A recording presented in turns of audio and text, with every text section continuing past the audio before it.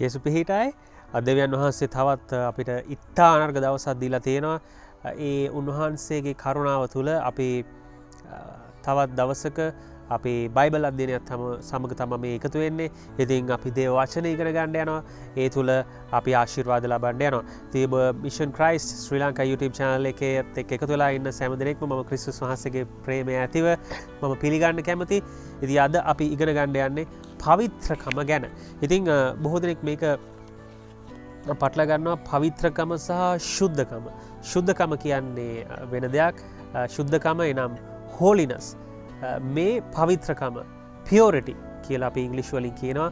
අපි අද බලන්න යන්නේ පවිත්‍රකම ගැන. ඉතින් පවිත්‍රකම කියද්දි මොකක්ද මේ පවිත්‍රකම? මොන පවිත්‍රකම ගැනද මේ කතා කරන්න යන්නේ කියලා මම මුලින්ම ඔබට පොඩි හැඳින්වීමක් දෙන්න කැමති, මේක පහදලා දෙන්න කැමති. මොකද මේ වචනේ තේරුම දැනගත්තාම තමයි අපිට මේ වචනය ගැන ගැඹුරට අපිට අධ්‍යයනය කරන්න පුළුවන් වෙන්නේ. ඒ වගේම මේ වචනේ සම්බන්ධයෙන් සුදු බයිබලයේ දේව වචනේ මොනවද කියලා තියෙන්නේ කියලා අපිට අධ්‍යයනය කරන්න පහසු වෙන්නේ අපි ඉස්සලාම මේ වචනේ තේරුම් ගත්තොත් පමණයි. ඒක නිසා මම කැමති ඉස්සලාම මේ වචනය මම තේරුම් ගත්තා සේම ඔබටත් ඒක තේරුම් ගැනීමට පහසු වෙන්න උදව් කරන්න. ආත්මික පිරිසිදුකම කියලා මම මේකට කිව්වොත් මම හිතන්නේ නිවැරදි. අපේ ශාරීරික පිරිසිදුකම තියෙනවා. අපි ශරීරයෙන් ඔබ දන්නවා අපි දිනපතා අපි පිරිසිදු වෙනවා. අපි දත් මදිනවා, මූණ හොදනවා, නාගන්නවා, ඇඟ හොදනවා, සබන් ගන්නවා, සමහර අය සබන් නැතුවත් නානා ඉන්නවත් දන්නේ නැහැ. කොහොම හරි ඉතින් මේ විවිධ ක්‍රම වලට අපි අපේ ඇඟපත සෝද ගන්නවා. අපි සුද්ධ කර ගන්නවානේ. සතා සිව්පා වුණත් මේ දේ කර ගන්නවා.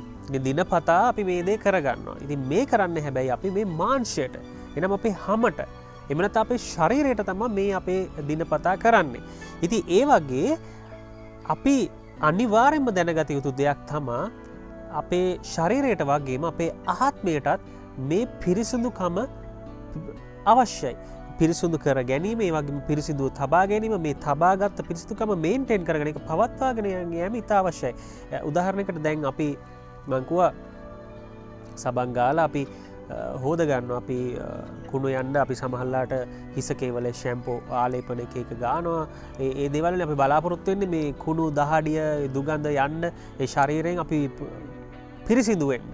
ඒ වගේම අපි මේක දැන් අද කරානේ, ආයෙ හෙටත් ඕනේ නැහැ, අපි කොහෙවත් ගියේ නෑනේ, මොකුත් දුවිලි නෑනේ කියලා එහෙම ඉන්න ඇති.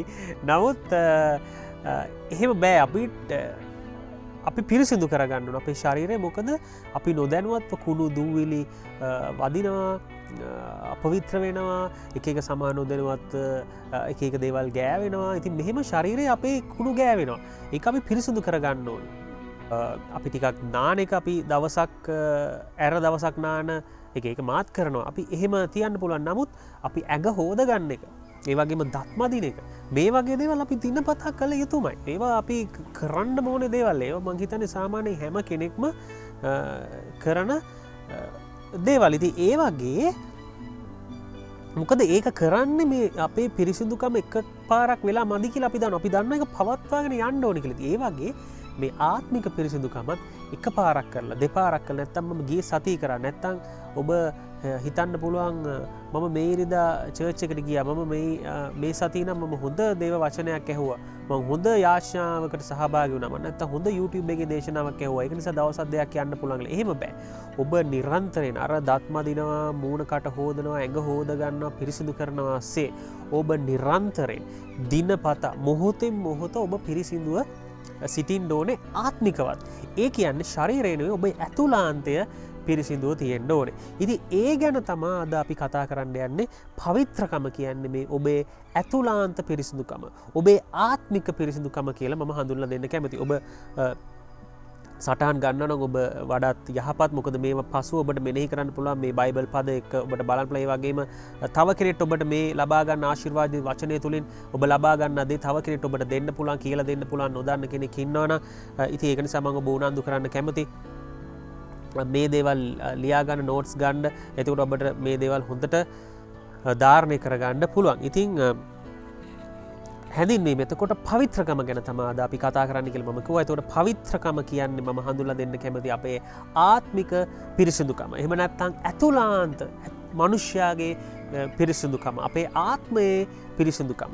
ඉතින් මේ කියන්නේ මොකක්ද? මේක අපි පවත්වා ගන්න කොහොමද? මේක අපි අපරිසිදු නොකර තබා ගන්න කොහොමද කියන එක තමයි අද අපි කතා කරන්න යන්නේ. මොකද අපි දන්නවා ඔබ ක්‍රිස්තියානි කෙනෙක් නම් ඔබ මේක හොඳට දන්නවා. එහෙම නොවන කෙනෙක් නම් ඔබට කියන්න කැමතියි අපේ ශරීරය වගේම ආත්මික පිරිසිදුකම මේ අපේ ජීවිතයේ අපේ ජයග්‍රහණයට, අපේ සුවයට, අපේ සමාදානයට ඉතාම වැදගත්. ඒ වගේම අනිවාර්යයි මේ අපි ආත්මික පිරිසිදුකම මේන්ටේන් කරගත්තේ නැත්නම් ශාරීරික පිරිසිදුකම වගේම අපිට කවදාවත් මේ සම්පූර්ණ සුවයට ඇතුළත් වෙන්න බෑ. සමාදානයෙන් ඉන්න බෑ. අපිට ප්‍රීතිය නැති වෙනවා. මොකද මේ සියල්ල එකට සම්බන්ධ වෙනවා. ඒක නිසා ඉතා වැදගත් දෙයක් අපි මේ කතා කරන්නේ. මේක ඔබ තේරුම් ගන්න උත්සාහ කරන්න. ඔබ මේකට සවන් දෙද්දිත් ආත්මිකව සවන් දෙන්න. මේක ඇතුළට දාගන්න. ඒ තුල ඔබ ආශිර්වාද ලබන්න යනවා. අපි දේව වචනේ බලන්න යනවා මතෙව් පොතේ 5 වෙනි පරිච්ඡේදයේ 8 වෙනි පදය. සිතින් පවිත්‍රව සිටින්නෝ ආශිර්වාද ලද්දෝය. මක්නිසාද ඔවුහු දෙවියන් වහන්සේ දකින්නෝය කියලා දේවචනයේ සුදු මතය පොතේ 5 වෙනි පරිච්ඡේදයේ 8 වෙනි පදේ කියලා තියෙනවා. නව ගිවිසුමේ.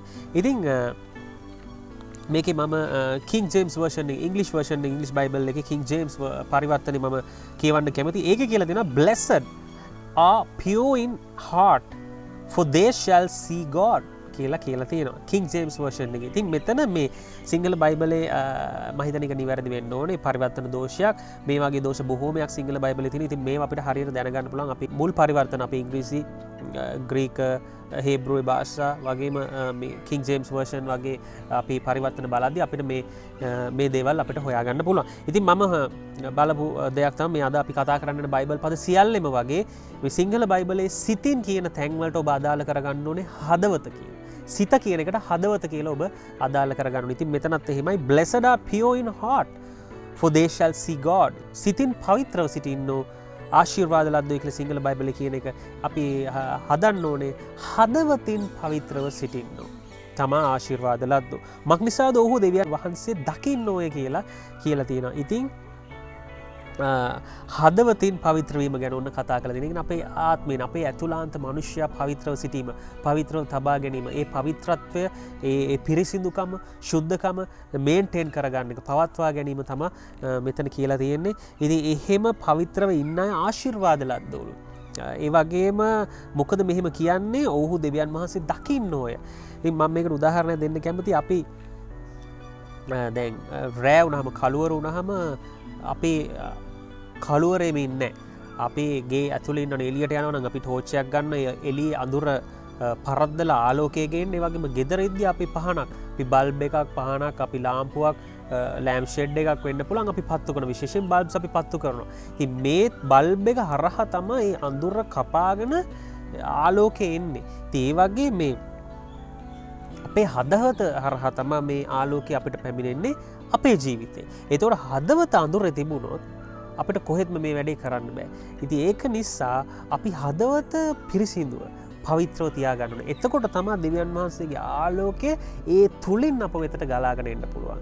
මම හිතනවා ඔබට පැහැදිලි මම කියන දේ කියලා. ඉතින් ඒක තමයි මෙතන කියන්නේ දෙවියන් වහන්සේව දකින්න පුළුවන් කියලානේ. එතකොට මේ බල්බ් එක තුලින් තමයි අපිට ආලෝකය දකින්න පුළුවන්.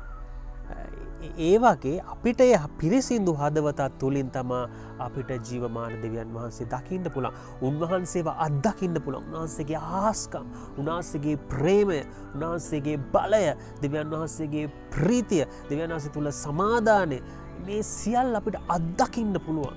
ජීවමානව අපිට දෙවියන් වහන්සේත් එක්ක සම්බන්ධ වෙන්න පුළුවන්. මේ හදවත නැමැති බල්බ් එක අපි පවිත්‍රව පිරිසිදුව තබා ගත්තොත් දේව වචනේ කියලා තියෙන්නේ මම ඔබට පැහැදිලි කරන්න කැමති මේ ආත්මික පිරිසිදුකම ගැන තමයි මෙතන කියලා තියෙන්නේ. ඉතින් ඒක එක වතාවක්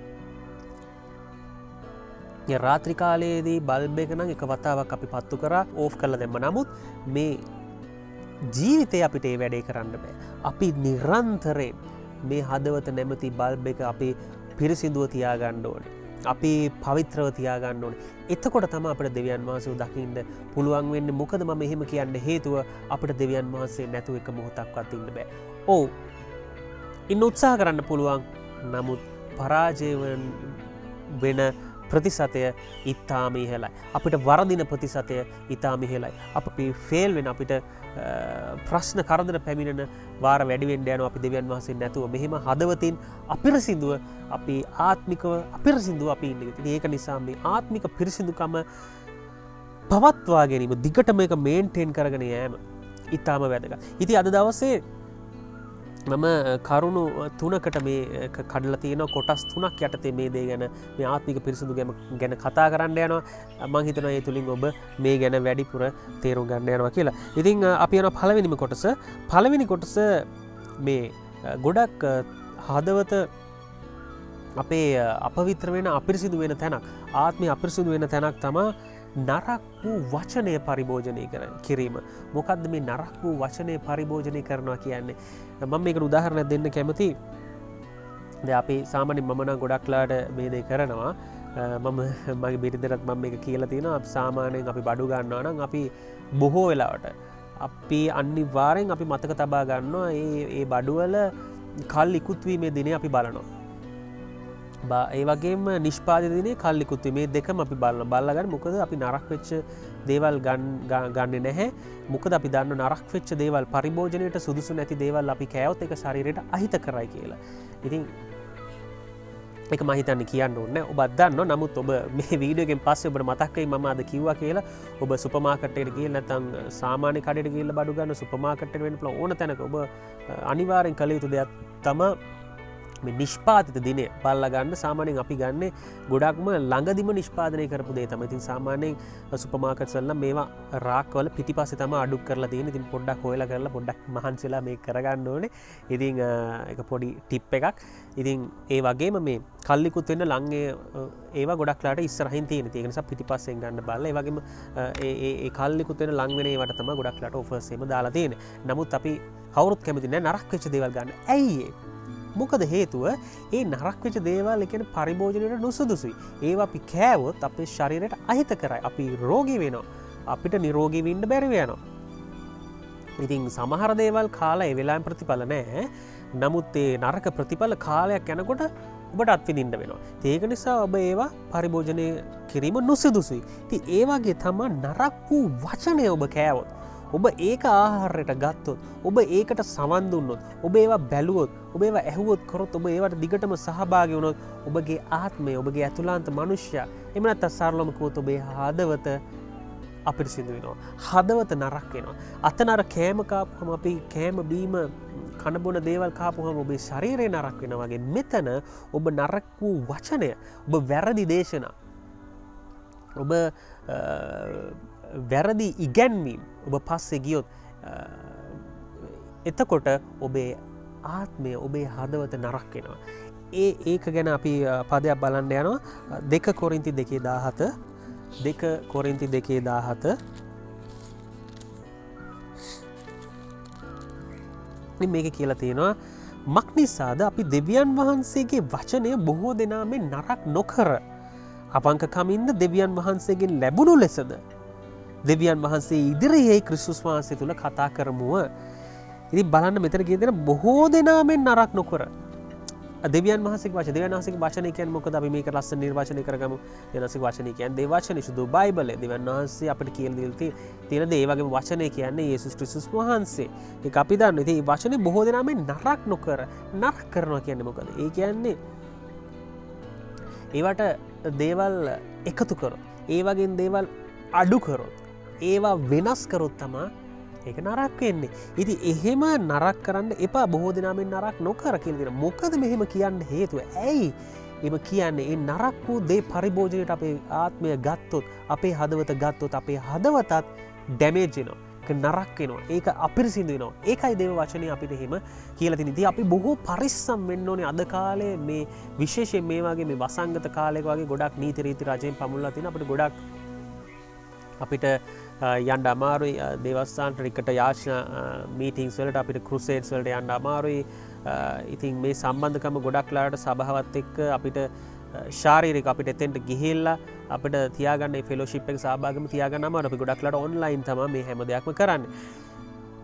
ඒක නිසාම විශේෂයෙන් අපේ යොමු වෙනවා මේ නිසාම අපි ගොඩක්ලාට YouTube එකට යන්න Facebook එකට යන්න ගිහිල්ලා වෙලා ඒ වගේ තියෙන දේශනා ඒ වගේ තියෙන දේවල් හදාරන්න බලන්න අහන්න මේ ඉතින් නමුත් ඒක හොඳයි අපි දැනගන්න ඉගෙන ගන්න දිනපතා අපි වර්ධනය වෙන්න ඕනේ දේ වචන ඉගෙන ගන්න ඕනේ රහස් දෙවියන් වහන්සේගේ මනුෂ්‍යයර දෙවියන් වහන්සේ එළිදරව් කරනවා විශේෂයෙන් දෙවියන් වහන්සේ ආලේප කරපු ඒ දාසයන්ට මනුෂ්‍යයන්ට දෙවියන් වහන්සේ බොහෝ රහස් එළිදරව් කරනවා ඉතින් ඒ අය තුලින් ඉගෙන ගන්න දේ බොහොමයි උදාහරණයක් කිව්වොත් මමත් කෙනති හේගන් ටීඑල් ඔස්බෝන් බිලි ග්‍රැහැම් ඩෙරෙක් ප්‍රෙන්ස් මේ වගේ දේශකයෝන්ගේ වගේම ලංකාවෙත් උන්වහන්සේ ආලේප කරපු බොහෝ දෙවියන් වහන්සේගේ මනුෂ්‍යයන් ඉන්න මේ වගේ අයගේ දේශනා මම අහනවා ඒ බයිබල් අධ්‍යයනයන් වලට සහභාගී වෙනවා මේ දේවල් කරන මේක නරක දෙයක් නෙවෙයි මේක හොඳ දෙයක් අපි ඒක යටහත්කම ඇතුව ප්‍රේමය ඇතිව අපි දේව රාජ්‍යණය සම්බන්ධලා ඒ ෆෙලෝෂිප් එක තියාන අපි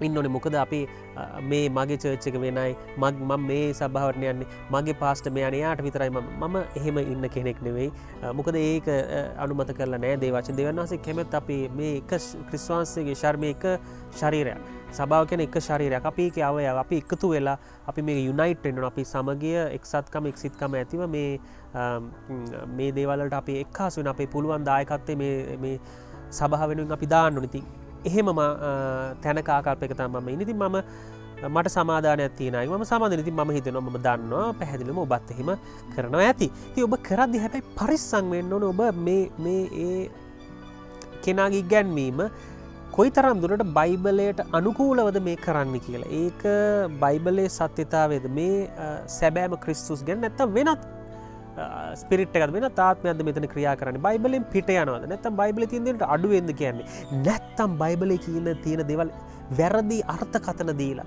වැරදියට ඉන්ටර්ප්‍රිට් කරන අයද බොහෝමයක් ඉන්නේ. ඉතින් ඒක තමයි මේ පදේ වැඩිපුරම මේ මම හිතන්නේ තියෙන ගැඹුරට ගියොත් අපි දැනගන්න ඕනේ දේ තමයි අද කාලේ මේ බොහෝ දෙනා නරක කරනවා කියලා කියන්නේ මේ වචනය වෙනස් කරනවා පරිවර්තනය වැරදි පරිවර්තන අර්ථකථන ඉන්ටර්ප්‍රිට් කරනවා බොහෝ වෙනස්ම විදිහකට තමාට ඕනේ තමාට ආස විදිහට තමාට ඕනේ විදිහට තමාට හිතන විදිහට මේක කරන්න බෑ. ඉතින් මෙහෙම කරන බොහෝ ඉගැන්වීම් අද තියෙන නිසා මමත් ඒවා දැකලා තියෙනවා මම අහලා තියෙනවා ඒක නිසා ඔබ පරිස්සම් වෙන්න ඕනේ මේවට සවන් දෙද්දි මේ හැම වෙලේම නිතරම ඔබ අවධානයෙන් ප්‍රඥාවෙන් ඒ වගේම තේරුම් ගැනීම අන්ඩර්ස්ටෑන්ඩින් ස්පිරිට් ඔෆ් අන්ඩර්ස්ටෑන්ඩින් මේකත් එක්ක ඔබ ඉන්න ඕනේ මේවා හරිද වැරදිද මම මේකට සවන් දීම සුදුසුද නුසුදුසුද මොකද ඔබ වැරදි නරක වෙච්ච වචනයට සවන් දුන්නොත් දිගින් දිගට ඔබේ හදවත නරක වෙන්න යනවා ඒක නිසා බොහොම පරිස්සමෙන් කළ යුතු දෙයක් ඔව් හොඳයි සවන් දෙන එක දිනපතා වර්ධනය වෙන එක ඒ වගේම ඔබ දැනගන්න ඕනේ පරිස්සමෙන් හරි වචනයට නරක් නොවූ වචනයට නිතරම සවන් දෙන්න නරක් නොවූ දේශනාවලට නරක් වචනේ නරක කරන්නේ නැති දේශකයන් දෙවියන් වහන්සේ පැහැදිලිවම ආලේප කරපු දේශකයන් බොහෝමයක් ඉන්න දෙවියන් වහන්සේගේ මිනිස්යන් ආලේපලත් දාසන් ඒ අය තෝර බේරගෙන අහන එක තමයි ඒ වගේම පොත්පත් කියවදිත් ඒ වගේම තමයි අපි ප්‍රඥාවෙන් ඒවා තේරුම් අරගෙන විශේෂයෙන් මම අනුමත කරනවා නායකයෙක්ගෙන් ඔබට අහලා ඉන්න පුළුවන් පොතක් පතක් කියවද්දි ඉතින් මට මතකයි මම ඉස්සර පාස්ටර් කෝල්ටන්ගේ සමහර පොත් ගැන මම අහනවා සමහර පොත් පාස්ටර් කෝල්ටන් කියනවා මේක ඔයාට සුදුසු නෑ කියලා. ඉතින් සමහර පොත් පාස්ටර් කෝල්ටන් කියන මේක ගොඩක් හොඳයි මමත් ඒ කතරුව හම්බෙලා තියෙනවා කියලා පාස්ටර් කෝල්ටන් මට කියලා තියෙනවා මට මතකයි කෙනති හේගන් ගැන මම අහද්දි ඉතින් ඒ වගේ මම මුල් කාලේ ගොඩක් එහෙම මම ඇහුවා පාස්ටර් කෝල්ටන්ගෙන් වාස්ත මේ පොත හොඳයිද මම කීවට කමක් නැති ඒ වගේ තාමත් මම කරන මම සමහරකින් අහනවා මම ඒ පොත කලින් කියවලා තැනෙක් ඉන්නවා නම් මේ පොත් ගැන ගත්තාම මේක කොහොමද සුදුසුද කියලා මම නැත්තම් අන්තර්ජාලය ගිහලා පොඩ්ඩක් හොයලා බලනවා කොහොමද ඒකට තියෙන රිවිව්ස්. ඉතින් මේ වගේ අපි කල්පනාකාරීව තම අපි තෝරීමක් බේරීමක් ඇතුව තම අපේ හදවතට දේවල් අපි දාගන්නවා අපේ ආත්මයට විශේෂයෙන්ම දෙවියන් වහන්සේගේ වචනේ. අපි හොඳ නෑ අපේ හදවතට වැරදි වචන යන්න දෙන්න. මොකද එහෙම වුණොත් ඔබේ හදවත නරක වෙන්න යනවා. ඔබට පිරිසිදුව තියාගන්න බැරුව යනවා. එන්නේ ඒක තමයි පළවෙනි කාරණය. ඉතින් අපි දෙවණියට අපි යනවා ඔබේ සිත නපුරාට බාර දීම. ඉතින් නරක වූ වචනය පරිභෝජනය කිරීම අපි පළවෙනිම දේ ඒකෙන් ඔබේ ආත්මික පිරිසිදුකම නැති වෙනවා.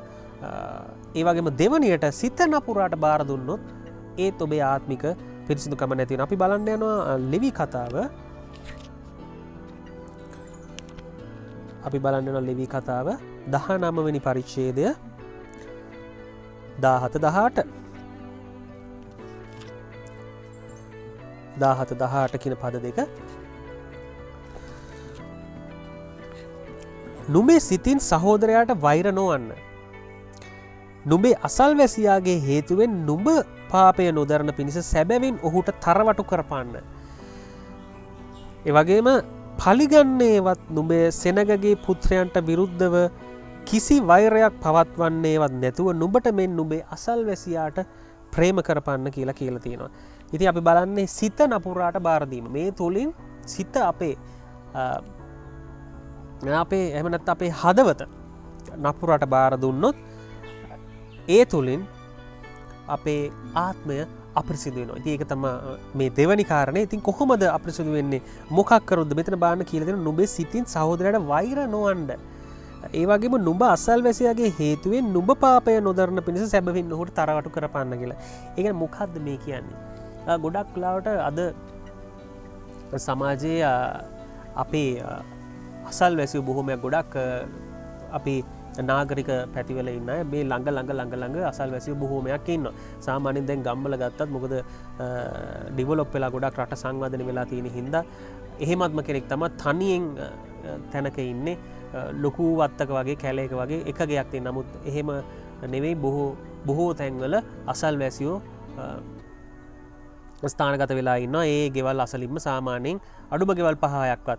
ඉතින් මෙහි නුවර අපි ඉන්න තැනත් ඒ වගේ තමයි ගෙවල් කීපයක්. ඉතින් මෙතන අසල්වැසියෝ ඉන්නවා. ඉතින් ඒ අසල්වැසියෝගේ හේතුවේ අසල්වැසියාගේ හේතුවෙන් නුඹ පාපේ නොදන්න මිනිස.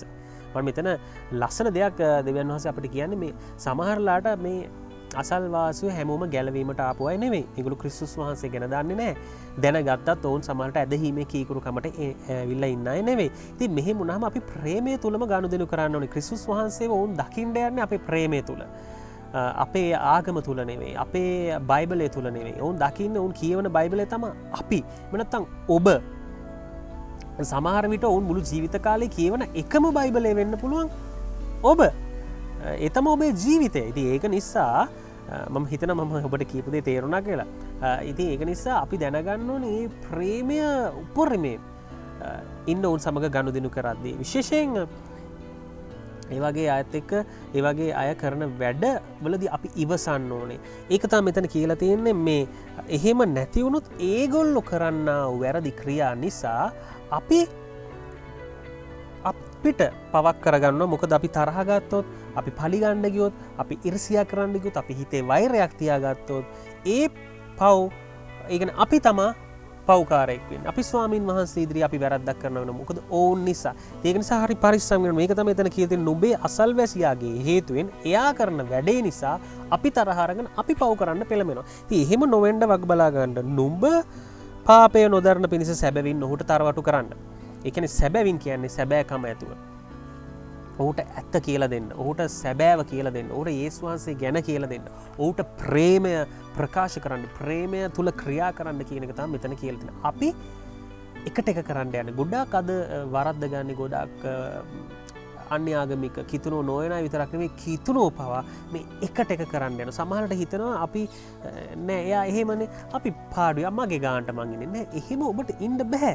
දේව වචනේ එහෙම කොයි තැනකවත් කියලා නෑ. ගානට ඒ දේව වචනේ කියන්නේ ප්‍රේමය තුල තමයි අපිට ජය ගන්න පුළුවන්. අපි අසල්වැසියට විශේෂයෙන් අපි ප්‍රේම කරේ නැත්නම් අපි කොහොමද නොදකින දෙවියන් වහන්සේට ප්‍රේම කරන්නේ? එහෙම දේ වචනේ කියලා තියෙනවා.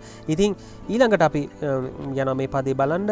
පලිගන්නේවත් නුඹේ සෙනගගේ පුත්‍රයන්ට විරුද්ධව කිසි වෛරයක්වත් පවත්වන්නේවත් නැතුව. හරි. මේක කියලා තියෙනකනේ අද ඔබ බොහෝ දෙනෙක් අපේ අද ලෝකයේ අද ගොඩක් බලන්නේ දැන් දෙයක් ප්‍රශ්නයක් වුණොත් අසල්වැසියා ඔබ හිතන්නේ නැති ඔබට නොමනා දෙයක් ඔබට අයුතු දෙයක් කරොත් කිව්වොත් හිතට දෙන දෙයක් ඔබ බලන්නේ කොයි වෙලේද පලිගන්නේ කොයි වෙලේද මේකට එකට එක මම දෙයක් කරලා මම පෙන්වන්නේ මගෙත් ශක්ති මගේ වැඩ මම කවුද කියලා ඉන්න කව මම පෙන්වන්නම් කියලා. ඉතින් එහෙම අපිට හිතන්න බෑ. එහෙම හිතන්න මොකද්ද වෙන්නේ? අපේ හදවත අපිරිසිදු වෙනවා. අර මම කලින්ම මේ අද පටන් ගද්දි බයිබල් අධ්‍යයනය කිව්වා වගේ අපි අර සබන් ගාලා අපි පවිත්‍ර කරන දත් බෙහෙත් දාලා අපි දත් මදිනවා අපි මූණ හෝදනවා වගේ ඒ මූණ හෝදලා අපි පිරිසිදු කරගන්නවා අපේ ශරීරය. ඒ වගේ මෙතනදී අපි අවස්ථාව තියෙද්දි අපිට පිරිසිදු වෙන්න අපේ හදවත පිරිසිදු තියාගන්න අපි දැන අපි මේකෙන් කිලුට වෙනවා අපි මේකෙන් අපවිත්‍ර වෙනවා කියලා දැන අපි ඉඩ දෙනවා අපේ හදවත අපවිත්‍ර වෙන්න අපේ හදවත කිලුට වෙන්න තුවාල වෙන්න. එහෙම වුණාද මොනකද වෙන්නේ? අපේ හදවත පැල්ලම් ආවම තුවාල වුණාම කිලුට වුණාම අපිට දෙවියන් වහන්සේව දකින්න බෑ. අපි පළවෙනිට මත කතා කරායේ මතෙව් 5:8 තියෙනවා. එහෙම අපි සිතින් පවිත්‍රව අපි හදවතින් පවිත්‍රව පිරිසිදු හිටියොත් තමයි අපිට දෙවියන් වහන්සේ මුණ ගැහෙන්න පුළුවන්. උන්වහන්සේගේ අභිමුඛත්වයට යන්න පුළුවන්. උන්වහන්සේගේ ආත්මයත් එක්ක එකට ගැටෙන්න පුළුවන්. උන්වහන්සේගේ හඬට සවන් දෙන්න පුළුවන්. මේ සියල්ල කරන්න පුළුවන්. උන්වහන්සේ දකින්න බැරි වෙනවා අපි අර එහෙම හදවත පිරිසිදු වෙන්න ඉඩ දුන්නොත්. ඒක තමයි මෙතන කියලා තියෙන්නේ. ඒ වගේම විරුද්ධව කිසි වෛරයක් පලිගන්නත් එපා. මොකද නුඹට මෙන් නුඹේ අසල්වැසියාට ප්‍රේම කරපන්න කියලා ඔන්න දෙවියන් වහන්සේ කියලා දෙනවා. ඒතන දෙයන්ස් අපිට කියලා තියෙන කොයි වගේද? නුඹ ඒ කියන්නේ මම මට ප්‍රේම කරනවාද කොයිතරම්සේ මගේ ශරීරයට, මගේ හදවතට, මගේ සමාදානයට, ප්‍රීතියට මං කොච්චර ආදරේද? ඒ විදිහටම ඔයා හිතන්න ඔයාගේ සහෝදරයා ඔයාගේ අසල්වාසියාත් කොච්චර එයාගේ සමාදානයට, එයාගේ සතුටට, එයාගේ ප්‍රීතියට ආසද කියලා. ඉතින් එහෙම වුණාම අපිට පොඩි කැපකිරීමක් මෙතන තියෙනවා. අපි හැම වෙලෙම හිතන්න බෑ මගේම ප්‍රීතිය, මගේම සමාදානය මමම සතුටෙන් ප්‍රීතියෙන් ඉන්න ඕනික. සමහරවිට ඔබට කැපකිරීම තියෙනවා. සමහරවිට ඔබට දරාගෙන දේවල් යන්න වෙනවා. මොකද අපි නියෝජනය කරන්නේ යේසුස් ක්‍රිස්තුස් වහන්සේ. උන්වහන්සේ තමයි ප්‍රේමයේ සලකුණ.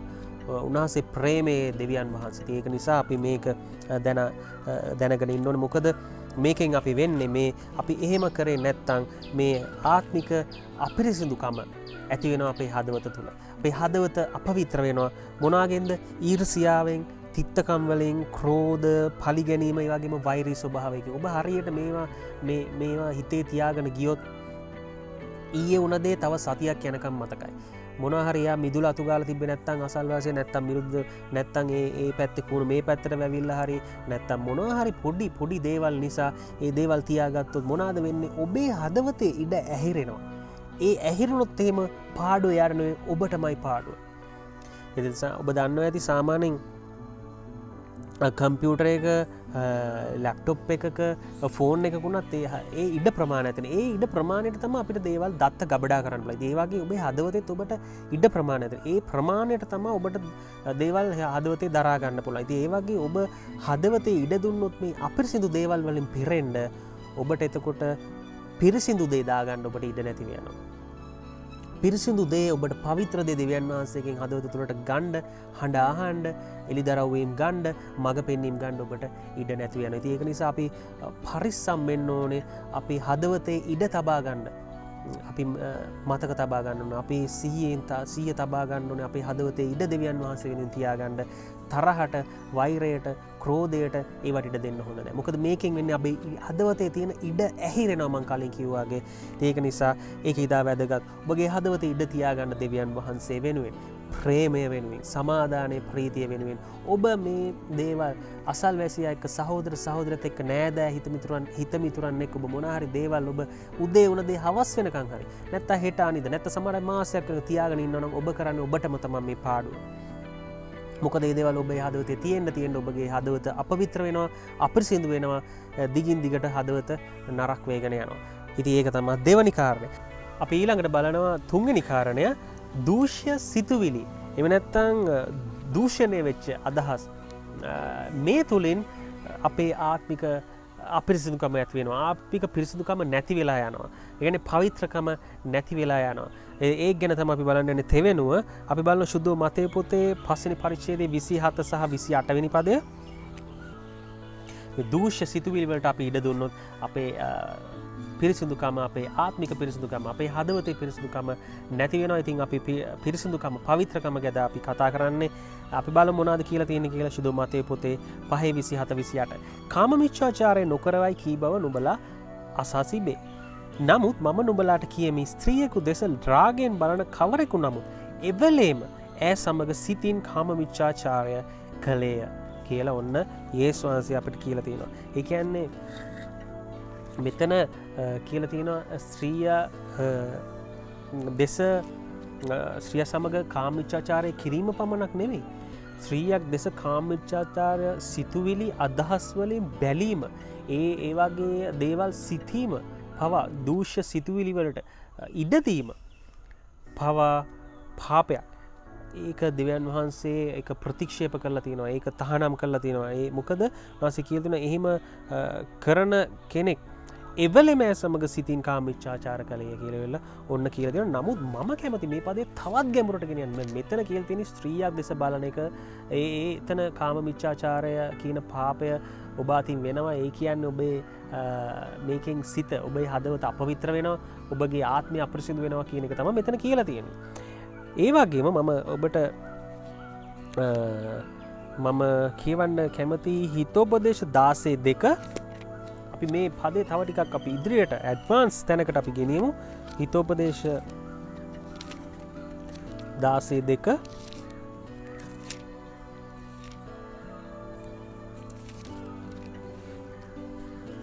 ඉතින් මෙතන කියලා තියෙනවා මිනිස්සෙකුගේ සියලුම මාර්ග තමාගේම ඇසට පිරිසිදුව පෙනේ. ඒත් ස්වාමින් වහන්සේ ආත්ම කිරා බලන සේක කියලා තියෙන බලන්න මෙතන මිනිස්සෙකුගේ සියලුම මාර්ග තමාගේ ඇසට පිරිසිදුව පෙනේ. එතකොට බලන්න මෙතන මේ ස්ත්‍රියක දෙස රාගෙන් බැලීම ඒක කාමමිච්ඡාචාරයක් කියන එක විතරක් නෙවෙයි. මෙතන දෙවියන් වහන්සේ කියලා තියෙනවා ජීවිතයේ සියලු කාරණාවලදී වැරදි සිතුවිලි දූෂ්‍ය සිතුවිලි වලට ඉඩ දීම වැරදි අදහස් වලට ඉඩ දීම ඒ තුලින් ඔබ කරගන්නේ ඔබගේ ආත්මය ඔබගේ හදවත අපිරිසිදු කර ගැනීම මේ පවිත්‍රතාවය නැති කර ගැනීම කියලා තමයි මෙතන කියනවා. බලන්න එතන පැහැදිලිවම කියලා දෙනවා මිනිස්සෙකුගේ සියලුම මාර්ග තමාගේ ඇසට පිරිසිදුව පෙනේ. නමුත් ස්වාමින් වහන්සේ ආත්ම කිරා බලනසේ කියන මනුෂ්‍යයා හිතනවා මේවා සමහර අයට අපි හිතනවා අපේ ඇස් වලින් බලන්නේ මෙයා මට වඩා අඳින එක මේ වගේනේ. එතකොට චර්ච් එකෙත් වෙන්න පුළුවන් මෙයා හැමදාම අලුත් දේවල් අඳිනවා බලන්නකෝ මේ මම මටත් නැත්තම් කියලා ඉරිසියා සිතකින් සිත දූෂණය වෙන්න අපි ඉඩ දෙනවා. එතකොට රැකියාවේ මෙයා මට වඩා මෙච්චර කාල මම කලින් ආපු සේවය නමුත් මේ අලුතෙන් ආපු සේවකයා මට වඩා පඩියක් ගන්නවා කියලා හිතනවා. එතකොට සේවයේදී වෙන්න පුළුවන් මෙයා පොඩි කාලේ සේවය කළා මේ බලන්නකෝ මෙයා දෙවියන් වහන්සේ දීලා තියෙන දේවල් මට මෙහෙම දෙයක් නැහැ නේ කියලා ඉවරලා එයාට නපුරුකම් වෛරකම් මේ දූෂ්‍ය සිතුවිලි අදහස් වල ඉඩ දෙනවා. ඉතින් ඒ දේවල් වලින් පවා ස්ත්‍රිය සම්බන්ධ දේවල් විතරක් නෙවෙයි ඒ වගේම මේ දේවල් වලිනුත් ඔබ මොනවද කරන්නේ? ඔබගේ හදවත අපිරිසිදු වෙන්න නරක වෙන්න ඔබ ඉඩ දෙනවා. නමුත් දෙවියන් වහන්සේ කියන හේත් ස්වාමීන් වහන්සේ ආත්ම කීරා බලනසේක කියනවා. මොකද හදවත ආත්මය සුදු බයිබලයේ එකට යන්නේ. ඉතින් මෙතෙන්දි මේ දෙවියන් වහන්සේ ආත්ම කිරා බලනවා කියන්නේ උන්වහන්සේ හදවත අපි පිරික්සනවා. හදවත පරීක්ෂා කරලා බලනවා. හදවත මොකක්ද අපේ හાર્ට් එකේ කන්ඩිෂන් එක කියලා. දෙවියන් වහන්සේට ඒක පේනවා. මොකද දෙවියන් වහන්සේට ආත්මයක් උන්වහන්සේගේ ආත්මයත් එක්ක තමයි අපේ ආත්මය සම්බන්ධ වෙන්නේ. ඒකට අපේ ආත්මය අපේ හදවතේ තියෙන කන්ඩිෂන් එක තියෙන අදහස් සිතුවිලි උන්වහන්සේ විමසලා බලනවා. ඉතින් ඒකට මේ වගේ සිතුවිලි තිබුණොත් දෙවියන් වහන්සේ කැමති වෙයිද? ඒ කියන්නේ අපවිත්‍ර දූෂ්‍ය වෙච්ච වැරදි මේ අපිරිසිදු සිතුවිලි කියන්නේ ස්ත්‍රියක් දෙසලාගෙන් බලන එක විතරක් නෙවෙයි මේ සියලු ලෝකේ සියලු කාරණාවලදී රැකියාවේදී තමන් එකට වැඩ කරන සේවකයන් එක්ක තමන්ගේ රැකියා ස්ථානයේ ඉගෙන ගන්න තැන තමන්ගේ චර්ච් එකේ මේ හැමෝමත් එක්ක තමන් පිරිසිදු සිතුවිලි පවිත්‍ර සිතුවිලිත් එක්ක ඕන එක ප්‍රේමයෙන් ගනුදෙනු කරන්න ඕන. සමහරට ඔබට අමාරු වෙන්න පුළුවන්. නමුත් ඔබ ක්‍රිස්තුස් වහන්සේගේ සිත පැලඳගෙන ඔබ මට මේක කරන්න අමාරු වෙන්නේ. මම මේකට උදාහරණයක් දෙන්න කැමති. දැන් කම්පියුටර් ලැප්ටොප් එක වුණත් අපි දන්නා මේ ඕනේ නැති සොෆ්ට්වෙයාර්ස් ඇප්ලිකේෂන් ෆෝන් එක නම් ඇප්ස් වෙන්න පුළුවන්. ලැප්ටොප් එක නම් කම්පියුටර් එක නම් සොෆ්ට්වෙයාර්ස් මේවා අපි ඕනේ නැතිව ගොඩාක් දාගෙන අපි ඉඩ අහුරගෙන තියාගත්තොත් එimhe හැම වෙලේම මේක ස්ලෝ වෙනවා. ඒක අපිට රීෆ්‍රෙෂ් කර ඉන්න වෙනවා. ඩීෆ්‍රැග්මන්ට් කරන්න ඕනේ, ස්කෑන් කරන්න ඕනේ, වෛරසස් එනවා. ඉතින් මේ වගේ මේක මොකක්ද කියන එක නරක වෙනවා. ඉතින් ඒ වගේ තමයි අපේ හදවතෙත් අපි මේ දූෂ්‍ය වෙච්ච අනවශ්‍ය අපිට අවශ්‍ය නැති අපිරිසිදු සිතුවිලි වලට අපේ සිත දූෂණය කරන්න ඉඩ දුන්නොත් එහෙම දිගින් දිගටම ඒ සිතුවිලි වලින් අර කම්පියුටර් එක ලැප්ටොප් එක වෛරස් වලින් විනාශ කරනවා වගේ ස්ලෝ ඩවුන් කරනවා ඒක විනාශ කරනවා වගේ අපේ හදවතත් විනාශ කරනවා. ඊට පස්සේ යක්ෂයා ඒවා පාවිච්චි කරලා බලකොටු හදනවා. හරියට ගේක අපි ගඩොල් තියලා මෙහෙම උසට එකින් එක අපි ගේ හදනවා වගේ ඔහු යක්ෂයා මේ සිතුවිලි අදහස් පාවිච්චි කරලා ඒවා ගඩොල් විදිහට අපේ මේ තියලා ලේයර්ස් විදිහට බැමි විදිහට අපේ ආත්මේ බඳිනවා. අපේ ඇතුළාන්ත ශරීරය තුළ අපේ මනස තුළ බිල් කරනවා. ඉතින් මේවා හදන්න අපි ඉඩ දුන්නොත්, මෙහෙම අපිරිසිදු වෙන්න ඉඩ දුන්නොත් ඒක තමයි වෙන්නේ. අන්තිමට ඒ බලකොට අපි විනාශය කරා ගෙනියනවා. ඉතින් ඒක නිසා අපේ හදවත පවිත්‍රව තබා ගැනීම, අපේ ආත්මය පිරිසිදුව තබා ගැනීම, මේ පවිත්‍රකම ඉතා වැදගත්. අපි ඒකට නපුරට ඉඩ දෙන්න හොඳ නැහැ. වැරදි සොෆ්ට්වෙයාර්ස් දාගන්න නැතුව අපි ඒක ලස්සනට තියාගන්නවා වගේ අනවශ්‍ය ඇප්ස් දාගන්න නැතුව අපි ලස්සනට ෆෝන් එක, කම්පියුටර් එක, ලැප්ටොප් එක තියාගෙන අපේ ඒ තියාගන්නවා වගේ අපේ හදවතත් අපි දැනගන්න ඕනේ වැරදි වෛරස් එන්න ඉඩ නොදී. නේ අපි වැරදි අදහස් වලින්, සිතුවිලි වලින් දූෂ්‍ය වෙන්න ඉඩ නොදී, සතුරට යශ්‍යයට අපේ මනසේ ඔහුගේ බලකොටු ගහන්න ඉඩ නොදී අපි පවිත්‍රව පිරිසිදුව අපි මේ ආත්මය හදවත අපි මේන්ටේන් කරගෙන යන්න ඕනේ. අපේ පවිත්‍රව අපේ හදවත තියාගන්න ඕනේ. අපි පිරිසිදු අපේ හදවත තියාගන්න ඕනේ. මේක නරක වෙන්න ඉඩ නොදී. ඉතින් මේ සිතුවිලි වලට අපි ඉඩ දුන්න මේ දූෂ්‍ය සිතුවිලි වලට ඒක නරක වෙනවා. ඒක නිසා අපි මේක හිතේ තියාගන්න. අපි කොහොමද දිනපතා එහෙනම් මේ පවිත්‍රව තියාගෙන යන්නේ? කොහොමද මේ ශුද්ධකම රැකගන්නේ? කොහොමද අපි පිරිසිදු කරගන්නේ අපේ? දැන් මට හිතෙනවා, ඔබට හිතෙනවා නම් මේ කාරණා අහද්දි, මේ දේශනාව අද මේ බයිබල් ස්ටඩි එක, මේ බයිබල් අධ්‍යයනය අහද්දි, ඔව් මගේ සිතේ මෙහෙම දේවල් තිබුණානේ. තාමත් මගේ සිතේ මෙහෙම දූෂ්‍යකමක්, මට මේ වැරදි අදහස් තියෙනවා, මට හිතෙනවා මට අරයත් එක්ක තිත්තකමක් තියෙනවා, නැත්නම් මට මේ ප්‍රශ්න තියෙනවා, නැත්නම් මට මේ කෙනා ගැන මට වැරදි ආශාවක් තියෙනවා කියලා ඔබට හැඟෙනවා වෙන්න පුළුවන්. දැන් ඔබට හිතෙනවා මේ දේවල් නිසා මගේ සිත දූෂ්‍ය වෙලා, මගේ හදවත අපවිත්‍ර වෙලා, අපිරිසිදු වෙලා තියෙන්නේ. ඔබට පුළුවන් දැන් ඔබේ හදවත සෝදගන්න, ඔබගේ හදවත පිරිසිදු කරගන්න. කොහොමද ඔබ පිරිසිදු කරගන්නේ? කොහොමද ඔබ පවිත්‍ර කරගන්නේ? කොහොමද ඔබ සුද්ධ කරගන්නේ? මේක මං කිව්වා ශාරීරිකව නම් ඔබ හොඳ සබන් ජාතියක් ඔබ තෝරගෙන ගන්නවා. ඔබ හොඳම සැම්පෝ එක ගන්නවා, හොඳම සබන් ජාතිය, ඔබ හොඳම දත් බෙහෙත් ඔබ අරගෙන තමයි ඔබ බලන්නේ නිතරම ඔබ පිරිසිදු ඉන්න දිනපතා. ඒ වගේ ඔබට මේ ආත්මය පිරිසිදු කර ගැනීමට තියෙන ඔබට එකම දෙයයි, ඔබගේ හදවත පිරිසිදු කරගන්න එකම දෙයයි තියෙන්නේ. ඒ තමයි යේසුස් ක්‍රිස්තුස් වහන්සේගේ එල්ලේ. ඒ තුල පමණයි අපිට පව්කමාව තියෙන්නේ. අපිට හදවත පිරිසිදු කරගන්න පුළුවන්, ඔබගේ ආත්මය පිරිසිදු කරගන්න පුළුවන්. ඉතින් මං කැමති බත් සමග යාඥා කරන්න මේක බලන් ඉන්න අයට, අද බයිබල් ස්ටඩි එකට, අද බයිබල් අදින්න එකතු වුණ අයට ඔබට මොනවා හෝ දෙයක් ඔබට හැඟෙනවා නම්, ඔබට හිතෙනවා නම් මගේ මෙහෙම අපවිත්‍ර තැන්, අපරිසුදු තැන් තියෙනවා, එහෙම නැත්නම් තිබ්බා, එහෙම නැත්නම් මම ඒ වගේ අයින් වෙන්න කැමති, මම කැමති දැන් පවිත්‍ර වෙන්න, මම තීරණයක් ගන්න කැමති අද ඉඳලා ස්වාමීන් වහන්සේ තුල මේ පිරිසිදුව, ආත්මික පිරිසිදුකම ඇතුව, පවිත්‍රකම ඇතුව මම ආදී ඉදිරියට යනවා. මම මේ කතා කරපු කාරණා තුන වචනය තුලින් මගේ ආත්මය මම අපිරිසිදු වෙන්න ඉඩ දෙන්නේ නැහැ. එහෙම නැත්නම් නපුරාට ඉඩ දීලා මගේ හදවත මම අපිරිසිදු වෙන්න ඉඩ දෙන්නේ නැහැ. එහෙම නැත්නම් දූෂ්‍ය සිතුවිලි අදහස් වල ඉඩ දීලා මම ඉඩ දෙන්නේ නැහැ. මම මගේ ආත්මය අපිරිසිදු කරන්න. මේ තුනම ඔබ කැමති නම් එහෙම මේ දේවල් වලින් අපිරිසිදු කරන්න ඉඩ නොදී, නපුරට සිත අපිරිසිදු කරන්න ඉඩ නොදී, ඒ වගේම නරක වූ වචනයෙන් අපිරිසිදු වෙන්න ඉඩ නොදී, ඔබ වැරදි අදහස් සිතුවිලි වලින් ඉඩ නොදී අපි මේ ආශාව කරමු. ජීවමාන යේසුස් ක්‍රිස්තුස් වහන්සේගේ නාමයෙන් ස්වර්ගයේ වැඩ සිටින දෙවියනේ මම ආශා කරනවා. ඔබ සුති කරන මේ අද දවස නිසා, මේ ඔබ වහන්සේ දුන්නා එළිදරව් මේ වචනේ නිසා ස්වාමිනී, ඒ වගේම ස්වාමිනී උදව් කරන්න, උපකාර කරන්න, මේ වහන්සේ සොයන, වහන්සේ තුල යටත් වෙන, වහන්සේගේ වචනය අසන්නා වූ සියලු දෙනාට ස්වාමිනී යේසුස් ක්‍රිස්තුස් වහන්සේගේ ශුද්ධ ලේ කරන කොටගෙන උන්ට පව් කමාව උන්ට දුන මැනව, උන්ට පවිත්‍රකමේ හදවතක් දුන මැනව, ගේ හදවත ආත්මය සුවපත් කළ මැනව.